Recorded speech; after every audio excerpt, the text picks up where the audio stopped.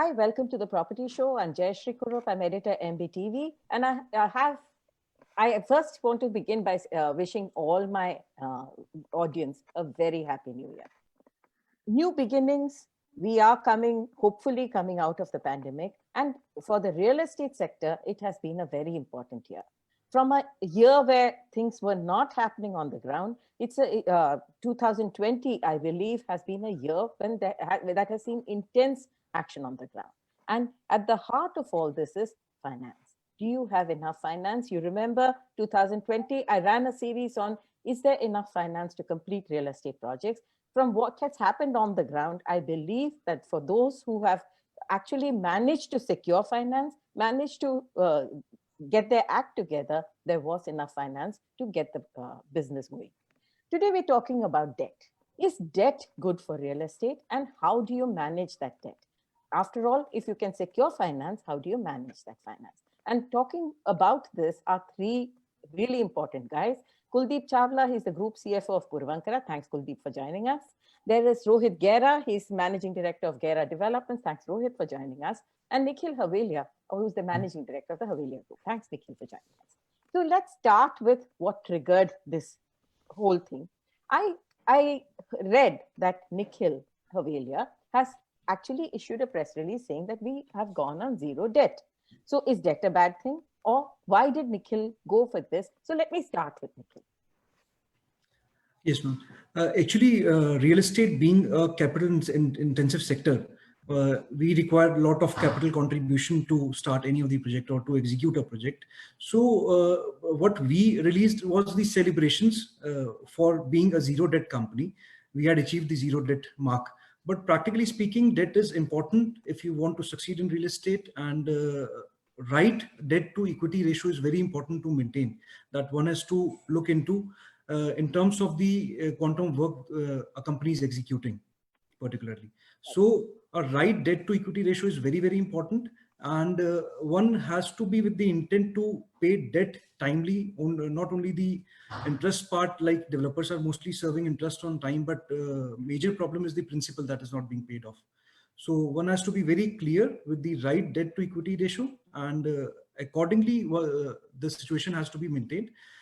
Parallelly, it is very important the degree of leverage you always focus on. If in terms of North India market, if particularly we talk about the debt to equity ratio is almost 100 to 200%. So one has to be very careful how one has to proceed and take the debt facilities and plan it accordingly. Right, absolutely. Kuldip, you've been on both sides of the table. You've lent money to real estate. You are today group CFO of the Puravankara Group. Help me understand what is your take on debt, and also keep it a little wider, because I would like to see understand how the Indian real estate industry is actually seeing debt, and do you see any change in the way they are viewing debt now? Sure. So, Jayashree, I think if we can just take a step or two back, and I will focus this discussion largely on the wholesale piece rather than on individuals taking on home loans, right? Sure. Yeah. If we were to look at corporates and we were to look at the Indian real estate sector specifically, is debt good or bad? I think, as they say in life, there are shades of gray, And what I'd like to kind of then look at is to say, what is the quantum of debt? What is the end use of debt? What is the tenor of that debt? Including but not limited to who is that debt from, right? And we can look at each aspect separately. Sure. Right? Yeah. Now, if you were to look at what is the end use of that debt, right? And if you were to look at the tenor, there are two linkages there, but we'll look at the linkages separately. And if you were to look at what is the end use of that debt, then you have to see whether it is used for projects or businesses which have already, when you take the debt or immediately upon your drawal of the debt, high visibility and predictability to the repayment of interest as well as principal with a margin of safety. Okay. By that, if I were to kind of, drill down into something specific, what I mean by that is if you are taking debt to against annuity, predictable, visible cash flows. Now, it's very important why I said with a margin of safety is because the pandemic has shown, right, that what we thought was safe isn't necessarily safe. And I think that's an important point in the Indian context, because unlike in the West, the leases, the lock-in periods of leases are short, whereas the tenor of the loan is a mismatch. So in banking or finance parlance, there is a mismatch, between the asset and the liability, right? So that is one aspect. And I'm saying annuity-based income predictability. The second aspect, if I were to look at the non-annuity based, or let's say residential, which is the largest part of India's real estate sector, and therefore possibly in terms of loans as well, are you using debt to finance your short-term mismatch, your working capital timing mismatch, or using it to buy land? That makes a difference. But let me just put two simple buckets. If you have sold, to customers, locked in the sales, and you have visibility, and you're aware of the cancellation risk, right? Then for you to take working capital debt to essentially bridge the gap between what customers are going to pay you, and as a function of the payment plan, not to complicate it, that is good debt to have, right? How much debt you're going to take for other purposes, that is a debatable thing. Okay. Yeah. So that's what I'm trying to say is, what your debt is secured by way of cash flow. It goes back to the same principle. So that is to do with, so I've covered two of the 3 or 4 elements I talked about, which is number one, end use, number two, tenor. The reason I'll just make one point on tenor, and then we'll move to the other points, which is that on tenor, if you're borrowing, for example, short term to pay interest, then there is a red sign that should go off, right? If you're borrowing short term because you have a mismatch, in a RERA situation similar to what we've described, and in RERA, then you have to see, because each project is separate, right? You may not be in so much trouble, but the pandemic or other disruptions could cause that. Okay, so that's the tenor piece and the end use piece, right? Now come to who you have borrowed it from, because and this, the reason I bring this up is because the IL&FS triggered NBFC crisis, showed us the mismatch that the financing system has. And that gets translated into the user system, which is the real estate industry.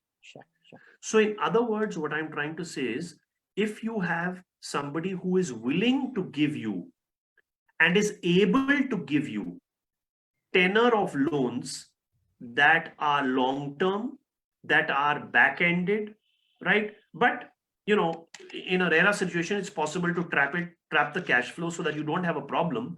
Then you are in a better position as compared to somebody who, either because he has a problem, and I'll come back to that statement, or because he is unable or unwilling to give you, causes an asset liability mismatch or a potential asset liability mismatch. The problem statement that I just made a few seconds ago goes back to to every financial crisis that you've seen around the world, including in India, where, because lenders had a problem in their balance sheet, they were triggering what was written, or even engineering in some cases, contracts that caused the user industry a problem. Absolutely. Right. So that's the third piece. I want to let the other participants speak. So I'll stop here for a moment, and Sure. And we'll continue with the discussion. Rohit, you 3 generations of development, and you are a company which has managed your debt very well. So I wanted to understand how you view debt, and when you take debt, what are the reasons for that? So Jayashree, I think you have to look at debt as a source of capital to help you grow your business, Yeah. right? Yeah. And I think every developer by nature, as an entrepreneur, is looking at growth, is looking at doing, higher, better, Yeah. right? So in that sense, debt isn't bad in and of itself as as an engine to help you grow your business, Yeah. right? The question then is how much and for what? Yeah. And I think Kuldip very well elaborated some of those things. I can tell you about our own sort of thought process, right? Uh, One of the fundamental uh, decisions that we took, and this was taken over 20 years ago, is that we will take debt as long as we don't have to give personal guarantees. Yeah. Okay. Now, and our view was if a corporate can go out and get a loan for a project of any sort without giving a personal guarantee of the promoter, right? Then why should a real estate developer have to go out and give personal guarantees? Yeah. Now, this, mind you, this was done 20 years ago at a time when, and over the years, people have borrowed a lot, and they have, like some promoters of companies will say we will never pledge our shares. Yeah. Okay. Some say it's totally fine to do it. Yeah. So our view was we will never pledge the personal side of things, and therefore that'll automatically drive a level of being conservative. Okay. Because lenders take a view of saying, well, if he's going to risk his house and his car and his, his holiday home or whatever else they think that you have, right? Then they believe that they will lend you more because they believe you'll be on the hook for more. Yeah. So I think that 20 years ago was something that we took as a decision. We've said no to steep reductions in interest rates from many of the nationalized banks in exchange for personal guarantees, and we said no, we will not. Okay. Right. So I think that's a very fundamental sort of rule as far as our business is concerned, as far as the family and as far as the organization is concerned. The other thing that we do is we look at debt. And my job really as the managing director is to just manage and minimize the risk of the business. There's risk in real estate substantially, right? And I think therefore we look at debt as every single project must repay its debt first and fast. Yeah. Right? Get to a stage where you can be, in a debt repaid position. You can always go back and draw debt again. Yeah. But rolling it over is just bad news. Yeah. Take it at a project level, pay it back at the project level, you'll get enough funding for the next project. Yeah. Right. The third thing that we look at is, I think you can look at some amount of debt, right? And that's fine. But what is it for? Like Kuldip said, end use, right? Yeah. Now, if I'm going to take on debt and I'm going to go out and buy agricultural farmland and I want to be like, let me buy 2,000 or 500 acres or something like that. And I'm going to try and get the zone changed, and then I'm going to try and get this done because I know this government official and all of this nonsense, right? Then suddenly this project which you thought, hey, I know him and I'll get the approvals in a year, becomes 6. And you don't have the capital available to then service that, your other projects get impacted. Yeah. Yeah.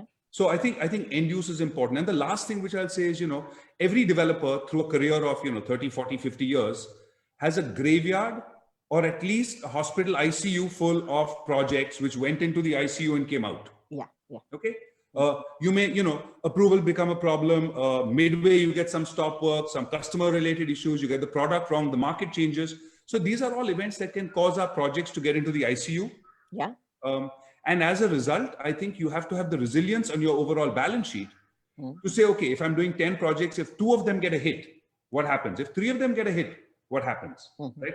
Do you have the ability to sustain with a number of your projects getting hit? I think as entrepreneurs and as an entrepreneur by nature is optimistic.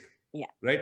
Yeah. But I think when you're looking at debt, you have to put on a super pessimistic hat, do your scenario analysis in a highly pessimistic manner, and then go ahead and make your plans and then go ahead. So, I mean, that's the sort of formula that's helped us weather 3 generations and, the pandemic and a whole bunch of other sort of setbacks that this sector has faced in the last 30, 40 years. Yeah. Okay. Nikhil, I'm going to come back to you. You do borrow money, right? Yes. When you borrow money, is it at the project level? How many projects can you execute at one point of time? And do you secure finance at project levels? Actually, ma'am, I would agree with Rohit sir, as he said, debt should be considered at a project level only, and we should plan it project wise. And but parallel liquidation of inventory is very, very important to manage debt well. And the level of capitalization or the graph of capitalization has to be looked in for the liquidity that is coming in for the projects. So if particularly I need to talk about us, what we are taking debt on project level, and we are trying to, we are taking it for short and medium term bridging only. And we are trying to repay the debt at the project level so that when we are closer to the position, we could celebrate the zero debt status, and we can further move on with the newer projects with the fresh capital to be raised with the financial institutions and act accordingly. So, whom do you raise debt from? Whom do you borrow from? Generally from NBFCs, we have taken the borrowing, and that is particularly because we could keep the capitalization rate high with them, so that the cash inflows that is coming in from the inventory liquidation, that can be easily paid off for the debt we had raised from them. Yes. Kuldip, wear your banker hat again and tell me, Nikhil raised an important point, the liquidation of assets. This has been one of the biggest problems in the industry. Suddenly, when the consumer turned around and said, things are not going right for me, I don't buy. The liquidation is a problem, and the developer is stuck with debt, with assets, completion, and all that. So as a banker, how would a banker address this issue with the developer, knowing that you already invested in the project and the market conditions have changed? This is very similar to what Rohit said, the unpredictabilities of the business. Okay, actually, when you put together this panel, I was just thinking, I said, there's no banker, and I was afraid you're going to make you me are the banker. banker. Okay, but happy to put on that hat after a number of years. I think there are 2 or 3 things that one needs to look at. One is, when you set out to do the loan itself, the project itself, did you as a banker, take into account the margin of safety? Okay. And, I tip my hat to Rohit, because there are very few developers who've said, consciously, I don't want to give personal guarantees, because he's right. Lenders have made not that mistake, that blunder of over lending, right? So firstly, did you as a banker make that margin of safety provision? Because if you made that margin of safety provision, if there was a mistake, right, whether it was the developer's mistake or because it was market conditions, doesn't matter, you have a margin of safety. What that margin of safety means is that either, you can give more money, right, either to that project or to some other project that may not have debt, to solve this problem. Right? That's why I said to you, it depends who is your lender also. This is one aspect of who that lender is. So, and second situation is, there's no margin of safety in that project. But you chose your borrowing partner, right? So just like it's important who your lender is, as a lender, it is important for me who my borrower is. And that's the second point. So Rohit made a couple of points. His first and last points were the ones that I raised my finger on. And this is the second point, where he said that when you're taking debt, you have to be ultra conservative. So I, as a lender, what I want in my borrower is, if the rate was lower, will he borrow it? Example, today, there is a credit guarantee scheme where if I have a loan of less than 500 crores as of 29th February, I can get a 20% of that loan outstanding from my lender at 9.25% maximum. Now, that's a pretty attractive rate under today's scenario. And that's the point I'm trying to make, because we have, for example, we have that situation, but we're not borrowing at that rate, because we're saying it's not about the rate of interest. It's about the fact that, I don't need the money. Right? So I should not borrow the money. Now, why am I telling you from a lender's point of view, this aspect is that, does my borrower have the discipline? Right? So that's the other angle. Yeah. Now, coming back to your point about the inventory, Yeah. Again, I think that providers of capital, over the last 10, 15 years, many of them have changed, but we still have some way to go where they need to become much more solution oriented, much more cash flow focused, much more closer to the business, Right. So there are lenders who will facilitate, first they will show you the mirror. Yeah. They will tell you and explain to you, even if you're a good borrower, listen, my lending rate means if my lending rate example is 10%, is the price of your property going up 10% per annum? No, it doesn't make sense for you to sell. It doesn't make sense for you to continue to borrow. So good lenders will actually tell you, don't borrow. I can give you money, but don't borrow. Please do something else and let me help you do that something else. Okay. What is that something else depends on situation to situation. Sure. And Let me we'll come. Yeah. Yeah, sorry. We'll come back to that. What is something else? Because that's a very important part of this discussion, right? Rohit, in the last few years, when the markets slowed down, and did your pessimistic outlook help? And when your inventories don't sell as quite as well as when the market is buoyant, what happens? How do you then have to manage? So look, I think what happened is, there was a boom, right? There was a bunch of cowboy NBFCs who came along and who came up with, if your old lenders not lending you, we will lend you the money, right? You have to understand, if I have a relationship with, let's say, an HDFC, right, and they're not lending me money, right, then the new lender needs to be thinking they've got a deep relationship with so and so. Why would there's something is wrong.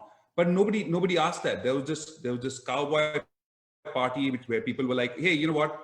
Take money out, take some more, we'll support you, we'll be your everything, we'll be your, your entire banking needs will be taken care of by us. Okay. Developers, many of them are highly opportunistic, right? You're getting money, forget about what the price is. Okay. And then, the dreams start getting built. And then what ended up happening was the party stopped, not just for the developer at the sell side. It also stopped because of ILFS for the lender, right? And then that had its knock-on effect. Now, the approach that we've taken, again, is I maintain and I watch this like a hawk every single month in my monthly reviews, is what's my cost coverage ratios. And this means if I didn't sell a single additional square foot, right, how much money do I need to complete all my ongoing projects? And for the last 3 years, this number has been a positive number, which means if I don't sell a single more square foot and I complete all my projects, I will generate surplus cash for myself. Right?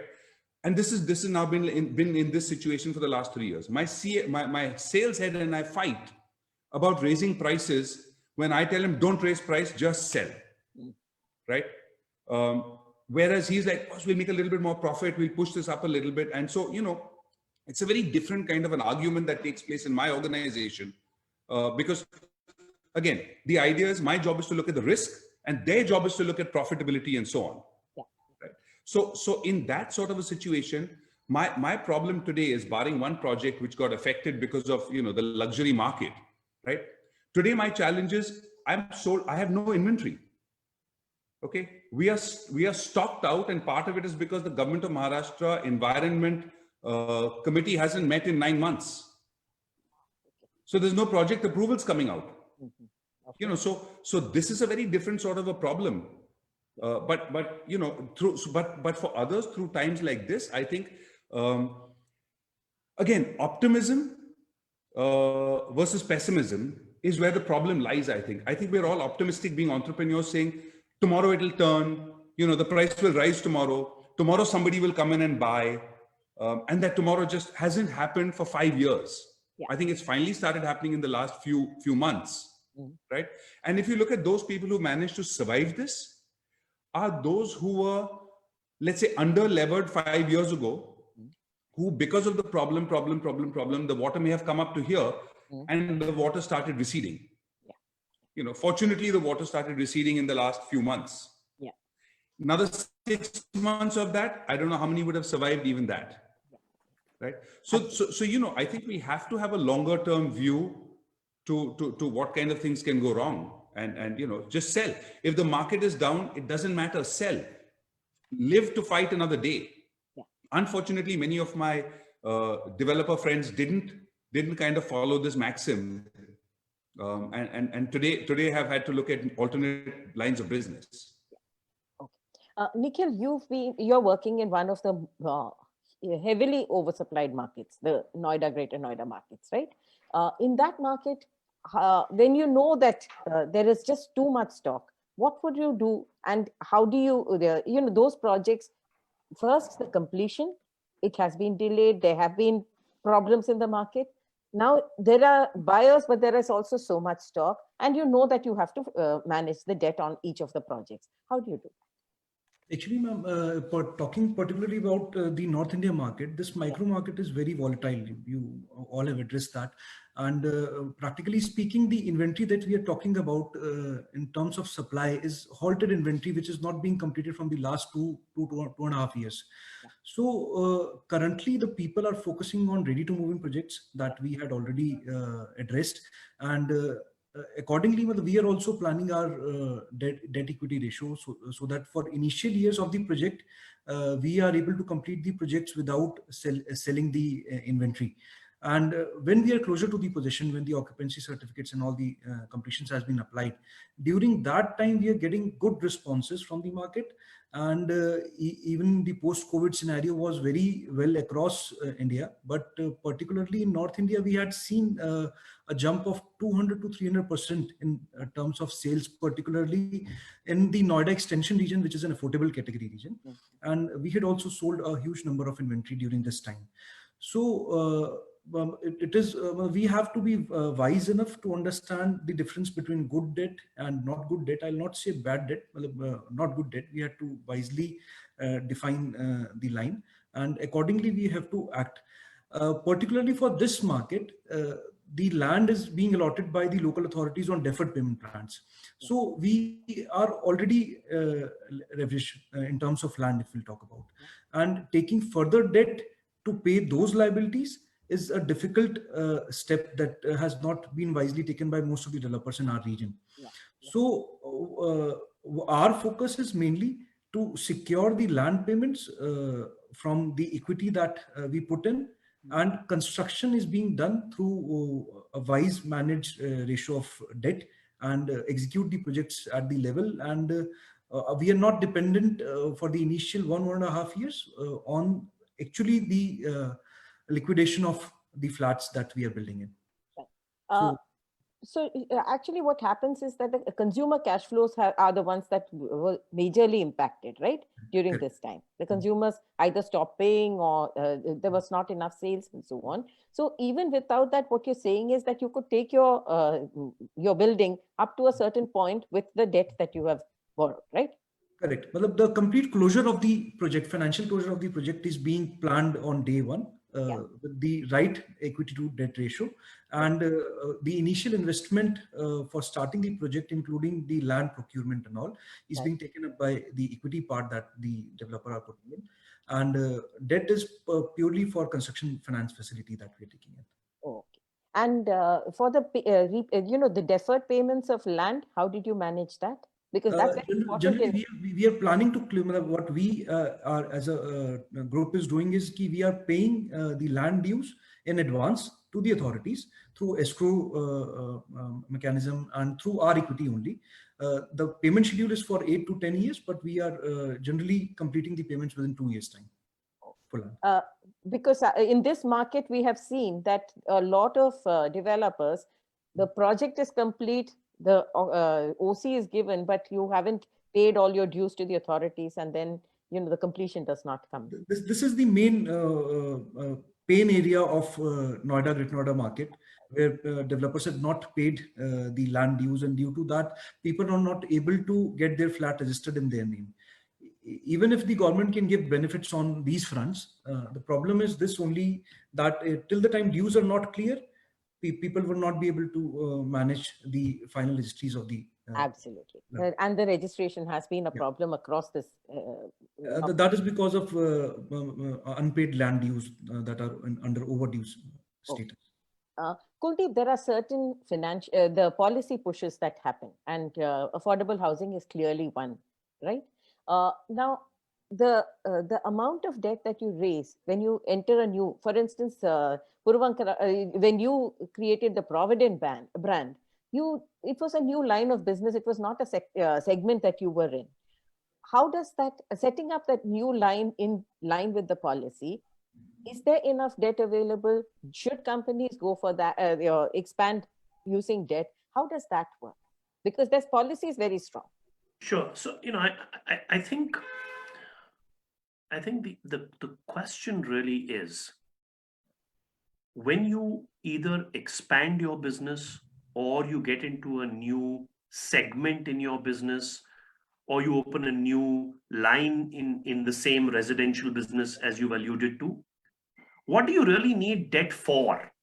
That's the first question to ask. And, this is less, if you ask me, to do with real estate, because, we need to start looking at real estate as any other business, which is, capital intensive, which has, at the early periods, unpredictability of cash flow, where the approval timelines, like infrastructure and like some other sectors that are allied, are unpredictable and unknown, right? So we need to look at it from that point of view, right?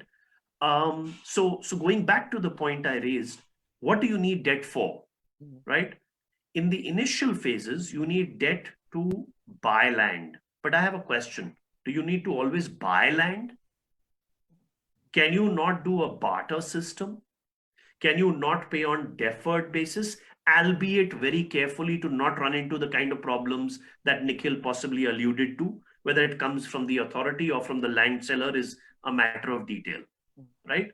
So the question is, how do you distribute the risk that comes with taking on debt? Now, the short point I'm trying to make is, it is possible to do and successfully do an asset-light expansion, diversification, growth strategy. Okay. The second reason why you will need debt, so I'm talking about large amounts of debt, now you may need debt to pay deposits also. Again, that's the point is the same.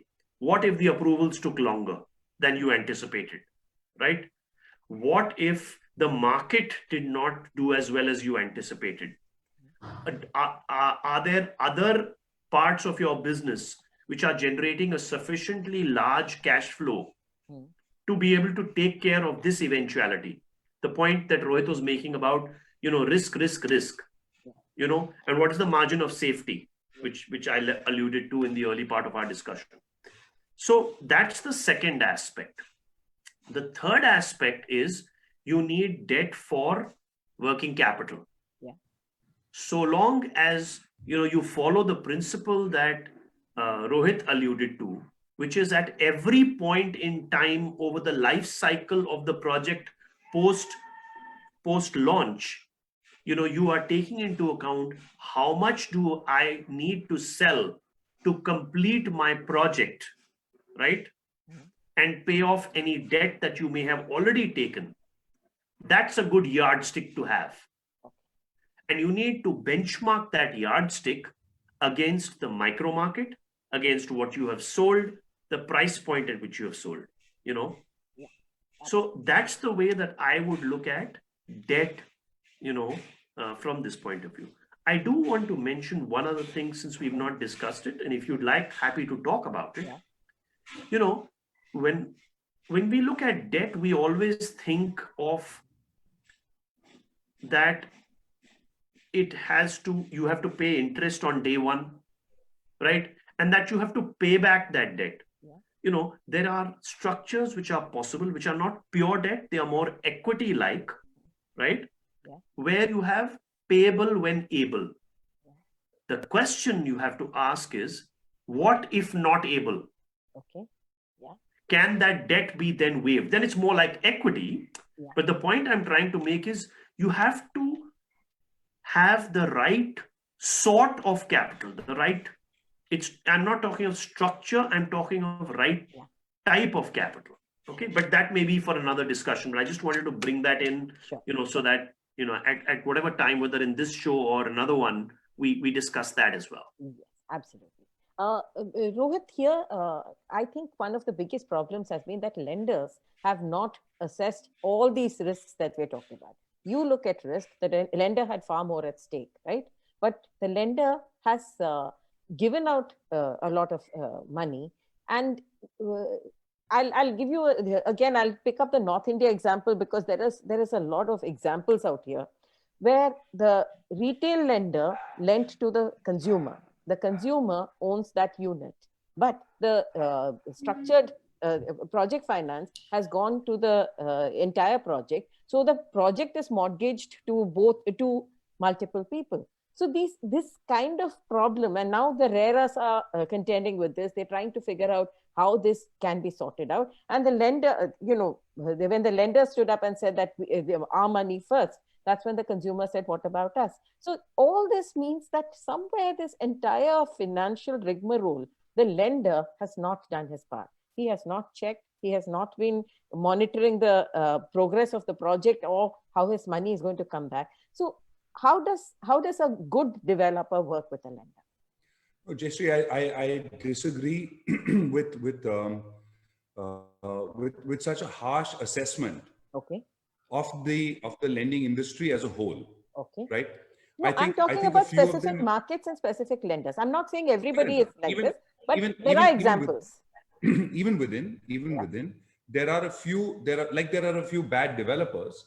I think there were a few overly optimistic lenders who wanted to grow their book very aggressively, okay, and gave a go-by to some of the basic norms, right, in their desire to grow their book. But by and large, I don't think it's an industry-wide sort of a problem, right? So I think I would just respond to it very quickly with that. Now, beyond that, if a lender has a goal to say, and sorry, then the other part is, there is a system, there is a mechanism which has worked for a long time, where if you have a mortgage on the landlender gives a release to the lender who's giving the mortgage for the apartment, right? Now, that works totally fine as long as the project gets completed. Yeah. If the project doesn't get completed and stuck, now you have different lenders, right? Some lenders who have a stake in the incomplete apartment, and some major lender who's got a stake in the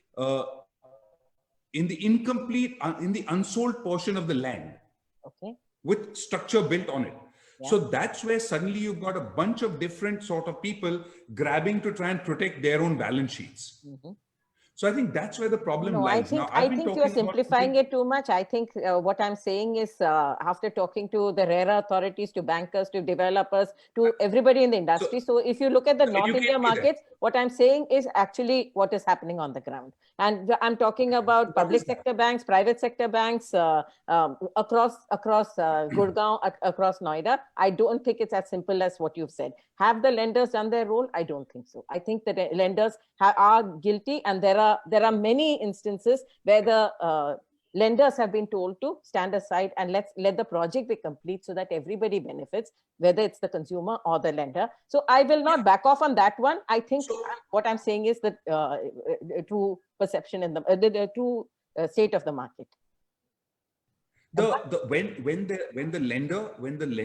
there's a mess and there's a problem, right? In that situation, every lender has to protect their balance sheet. Yes. Right? The question is, what is the alternate mechanism, right? So I think, is there a systemic problem, or is there a problem where the lenders haven't done due diligence and haven't done the right thing? And I think you're alluding to them not doing the right thing. I may agree or concede a little bit to the fact that the system might need to improve, but I'm not giving in on the fact that, lenders by and large in an entire market have not done their due diligence. I'm a real estate developer. I work with lenders all the time. I work with financial institutions all the time. And I can say without, just as I speak with developers all the time, not all developers have flouted norms. And similarly, most of the lenders are following the norms. I think in a few cases, you get incomplete paperwork, you get something else, something overzealous, something goes haywire. I'll concede to that. But, I think we can agree to disagree on this We'll one. agree to disagree, because Sure. I have a lot of instances where this has not Sure. really happened. So Sure. we'll leave it at that. Sure. But Nikhil, now that the markets are turning, what is your strategy going forward in terms of projects being launched in the market? You typify the North India market, but you are somebody who's kept his head above water, which is why I called you into this show. I would like to understand, what do you, is it optimistic, pessimistic, lenders, your past lenders, or are you going to experiment with new means of finance? How are you going to move forward? Actually, what the North India market actually requires is a proper planning, and particularly You got it, dude. North India market needs planning. Actually, consolidations are happening in this market now that we all have addressed, and that is very, very important for a market like North India, where so many halted projects are there. Yes. People from South, even Bangalore, have come into this market now, and fellow developers from the other regions are coming in. So that is the right strategy. I would support your saying that due diligence was not done by the financial institutions, as well controls were forgone by the government agencies. Absolutely, absolutely. They are as much as culpable as the bankers here. That is true. Practically speaking, in North India, we don't have many issues in terms of approvals. We get the approvals on time. That is not a big time that we need to wait for an year to take the approvals from the local authorities. So at the project level, we don't have any problems. The due diligence in terms of financial capabilities have been done. Cash flow positive projects have been marked by the institutions, but execution capabilities is the main pain area again, which has not been properly met. And there are many new entrants in the real estate region, particularly in our area, where people does not have the execution capabilities and have entered into the real estate world. So that is the main problem that we had faced here. And because of only this reason, the consolidation is happening now, and things will improve with time. Even we as a company were looking for brownfield projects, but certain government agencies, again, RERA is not very much in support for the positive plan to come out of all this mess, because the third party interests are involved, and real estate being a third party service provider. So this is a huge problem, because of which we are not getting any support from RERA, and we are not able to build the projects. And there are many unforeseen liabilities of third parties, the flat allottees, because of which the projects are cash flow negative. So one has to understand, if the projects are being coming up, the brownfield projects are being coming up through NCLT, where the creditors are organized and has been properly directed to secure their interest. Similarly, in such projects only, the consolidation will happen, and developers who are doing good can come up and control the projects and complete them. Kuldip, I'm going to go into something very operational here. When you set up Provident and you set up your precast facilities and all that, and now you're servicing the industry, is this is a lender interested in the pace of execution, how the company functions, or is the lender purely just looking at the money that is lent and what the developer submits? So, because what I'm trying to say is speeding up construction and getting the project ready ahead of time using technologies like precast and so on is one way of pushing the builder to move faster. Does the lender get involved here? So I think the short answer is, the lenders have increasingly, been involved in something like this. Okay. And I think there are, I mean, we're not going to get into why, because it's obvious. But I think how and when is equally important.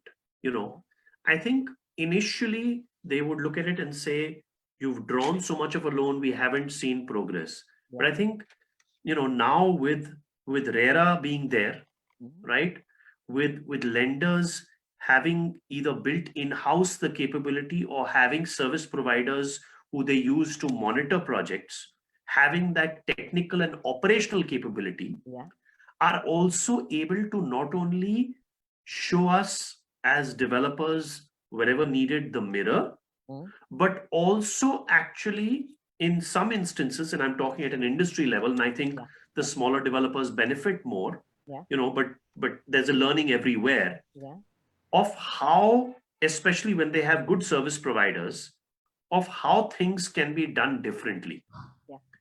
Because good lenders will take, and this is not to do with lenders, it's to do with any service or capital provider, will take lessons and learnings from other countries, other regions, other developers, best practices, and showcase them elsewhere.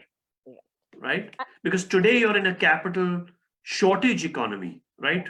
Tomorrow there may be, people still vie for good developers' business, right? And this could be one thing going forward. It's a little far-fetched as we talk about it today, but 10 years hence, we may have a different discussion. Absolutely. There are a couple of questions that have come up. I'm going to throw them to the panelists, and after that, we'll close this session. But this is the beginning of a discussion on debt and finance. And we are going to pick up what Kuldip, you said debt and equity, how managing your debt equity ratios and so on. That is something, and structured debt and so on. That is what we will move on to in our next session. But today I have a few questions which I would like you guys to address. One is, how can a buyer check whether a real estate company has a certain amount of debt on a particular project? How important is it for a buyer to check the debt status of a real estate company when he's buying a house? Should a buyer know all this, and what should he do? Any of you? Rohit, you want to take that? Oh, sorry. No, go ahead. Nikhil, why don't you go first? It is very important to be, it is really important to understand if you're dealing with a developer, what is the status of the project. So instead of, likewise, we had discussed it earlier also, one should look at the project level. What is the leverage of the entire project, and how much debt is there? What are the outstanding with the authorities? What is the status of the approvals? All these things should be transparently being told to the prospective buyers by the developers only. And if you talk about North Indian market, authorities are doing their work now, and they are coming up with their quarterly report in which they are mentioning the defaults of the developers towards the land, and what all deficiencies are there in the approval. So all these things are changing the mindset of the buyers now, and people are more aware about all those things. And we as a developer are also discussing among our bodies such as CREDAI to be very vocal and transparent with the prospective buyers. Rohit, there's a query saying, do developers submit their debt status in a RERA filing? Do you have to do that? Yeah, so I was actually gonna just jump in on the last one as well, and this is something which I feel extremely strongly about. Today, I don't think that the retail home buyer has the wherewithal to do a full financial due diligence on a developer. Many bankers don't have the ability, as well as some of to the earlier point that you raised, right? But look, I think it's time that the banks lending to the home buyer do their due diligence on the developer's project, and where there is full financial closure, it means that lender has lesser risk. That lender has lesser risk on the mortgage, right? Because that project will not get stuck for want of capital. Absolutely. Why should those banks then not offer a better interest rate for those projects where there is financial closure by the developer, right? And therefore the borrower gets, 25 basis points less because the risk to him is less. I will guarantee you will have, if this is started, you will have hundreds of projects which already have financial closure, immediately avail of this opportunity. You will find customers gravitating to those projects. And as a result, it will lead to the entire industry starting to follow financial closure as a standard process and a standard practice. Okay. Unfortunately, the information, if somebody wants to cover up the information, it's so easy to cover it up because, you know, you've got individual entities. You say this will be equity funded. This will come from my other companies. You know, you show fake sales of, you know, with employees and friends and family, and you can just show any kind of stuff. So a home buyer, to do the due diligence is extremely hard. But for a bank at the time of approving the project, if it has financial closure, giving an incentive to the borrower, home loan borrower, I think is a win-win for the industry, for the developers, for the financial institutions, and for the home buyers. That's interesting. And do you have to So submit your Jayashree, I have a disclosure? question for Rohit, if I may. Why do you think banks are not doing that? Because I'm struggling with exactly the same problem. So I honestly don't know banking, but I would guess maybe I don't know whether there's something to do with any RBI regulations or just the fact that this is a lot of work. Let me give you a parallel example of the insurance sector, right? If my nephew in California wanted to buy he just turned, let's say he turned 18, and his you know, you want to get a red 2-door sports car. Okay, his insurance will be through the roof as compared to buying a white station wagon. Okay, could be the same, you know, at the same price point. Leave the price point. The insurance companies have that down to such a science, right, that this poses a higher risk, and therefore they pay a higher insurance premium. I understand it's such a simplistic thing. If they put the things in place and take the effort, you know, we could save this industry, which will tomorrow. I mean, maybe the last 3-6 months are seeing something positive. We will go through another set of downturns. This is going to happen. It's a cyclical industry.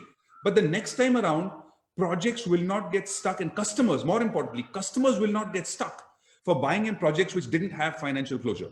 This is an important aspect which I think the financial industry must take as a responsibility to their mortgage customers and drive the real estate developers to get financial closure. Yes, absolutely. What do you think? No, I agree with you. In fact, this is something that I have actually initiated with a couple of the bigger banks, because I remember you and I either talked about this briefly, or we talked about it on another show.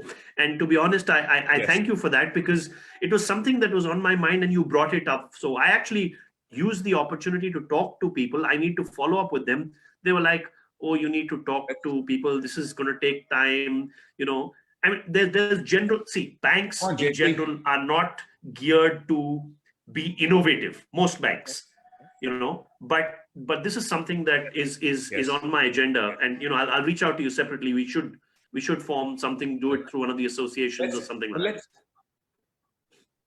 Let's enlist Jayashree. Jayashree, come on, do this for all your home buying customers. Come on, true, yeah. You guys route hundreds of home buyers, all the home buyers, right? You guys represent the home buyers. Come on, let's make this happen for the industry. I believe it should. Sorry, I didn't mean to hijack your show, but no, but I have raised this issue earlier, that if I'm buying into a project where there is a predictability of completion and delivery, why should the consumer not pay a lower rate of interest or a better you're saying the same thing. I've raised it in one of my earlier shows, and I see no reason why we shouldn't pick it up. Maybe in the same series I can pick it up. We should. And I would love to do that. But you haven't answered. Do you have to submit your debt status in a RERA file? Yes, you do. Jayashree, for each project, you have to give the debt status. So, you know, what's happening is, unfortunately, like Rohit said, you know, A, customers are not that well educated. B, there is nobody telling them this thing. And C, it's an effort, you know, because the RERA websites are A, you know, challenging. B, somebody needs to know where to find it. Absolutely. You know, so yes, the debt status is available for that project, but that does not tell me everything I need to know.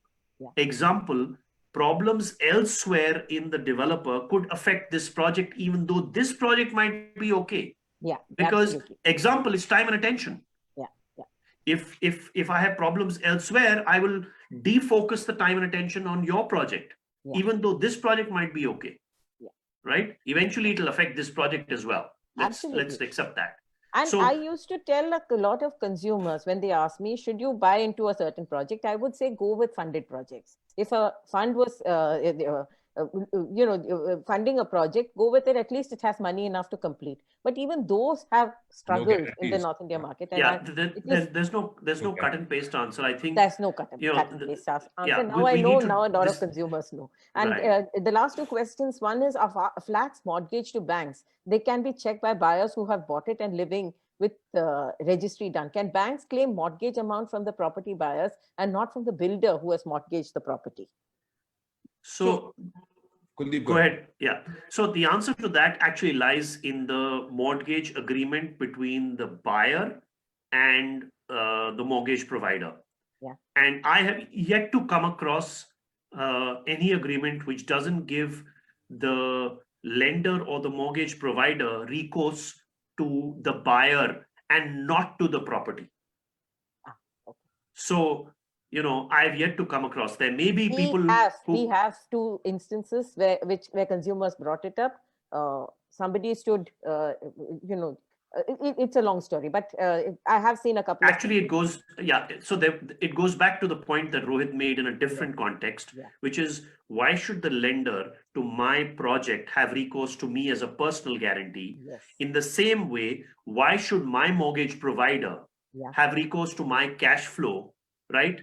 As opposed to the property that he or she has mortgaged. Yeah. And that goes back to another point that was made earlier in the show, which is that if the mortgage provider were to do that diligence on the developer and the project and know that he or she does not have recourse to Kuldip's personal other income to repay back the loan, then that diligence on the project will be much better. Absolutely. And I agree. You've hit the nail on the head. Ultimately, you have to be able to say that I'm lending to this unit and everything that happens is within this unit and not whether Jayashree has 100 other assets and which I can take away.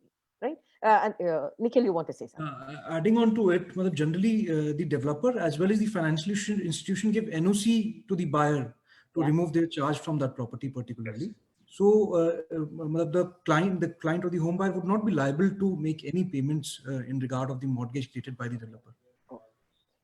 Okay. So and now my the last question is of the day. I'm sorry. Yeah, sorry. Go ahead.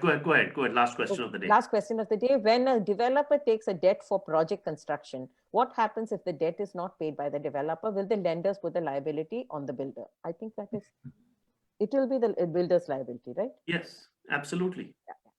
I think that was a simplistic question. Closing comments, Kuldip? So closing comments are 3. Yeah. Shades of gray. Yeah. Where you use the money, how you use it, from who you've got it, is just as important as how much you've taken and for what purpose. True. Second comment is, be judicious, with any external capital, not just debt, including buyers' monies. That's also a form, if I may say, of debt. Third is, there are huge benefits to debt. If you can use them judiciously, you could make a significant amount of return. So those are my 3 closing comments. Nikhil? Yes, business is all about choices that we do, and real estate can be done well without debt also. And without debt also, people fails in real estate, that we had already experienced in past. So the one should wisely choose from a developer's point of view, the good debt and the bad debt that is being used in the business. And debt is important in terms of marking the credit quality of a developer. So if some unforeseen circumstances are there in a particular project, it is the debt only and the repayment capabilities of the developer which has been addressed in the past and noticed in the past. Accordingly, in situations which are panic situations and finance is not there, capital is not there, additional raising of debt is very important during such situations, and it will truly depend upon the quality of developer, real estate developer, how he has planned his finances. So the additional ability of the developer should be very well focused for taking further debts. Rohit? So I think my views are look at real estate, look at your business not just as one project or a series of projects, but look at it over generations. Yeah. Certainly for people who want to be in this for the long term. In which case you'll certainly become judicious in terms of your borrowing and how you do your capital stack and so on. The second, I think, is it's great to be optimistic. Being an entrepreneur is about optimism, but when it comes to financing, look at things pessimistically, look at the worst case. Look at black swan events and look at things like the pandemic, which we now have the, in a way, good fortune of having seen. Yeah. Right, which we never would have imagined. So hopefully this has an impact. And the third, no personal guarantees, never, not in a lifetime. Absolutely. And while we were closing, there's a consumer who's written in, Ashwini Kumar Kushwa, who has said, by having less debt or zero debt, companies send a signal to the outside world that they are able to manage their funding requirements predominantly through internally generated cash, and thus they are cash-rich firms. It's really good for buyers. I would say...